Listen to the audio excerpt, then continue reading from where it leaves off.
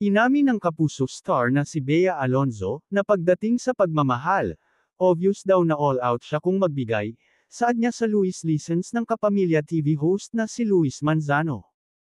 Si Bea Alonzo ba ay all out pagdating sa pagmamahal? Tanong ni Luis sa nakasalang sa lie detector test ng aktres. Obvious ba? Oo, truth.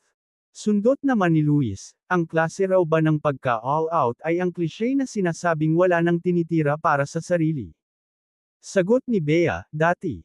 Ngayon, nagtitira na ako. Ano ang nagpa-realization sa'yo na dapat talaga magtira? Sunod na tanong ni Luis. Nasaktan ako ng sobra-sobra, so yun talaga. Ayoko nang umulit ng ganon, pakli naman ni Bea.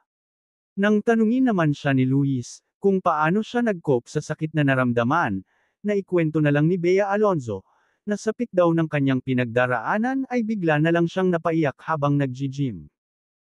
Inusisa rin si Bea kung na-in-love na ba siya sa co-actor niya.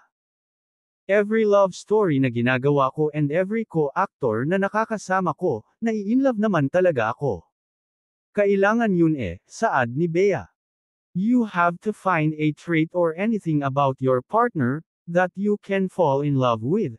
Pero yes, na-in love na ako sa co-actor, dagdag pa niya. Pagkatapos masagot ni Bea ang tanong ni Luis, truth ang lumabas na resulta sa lie detector.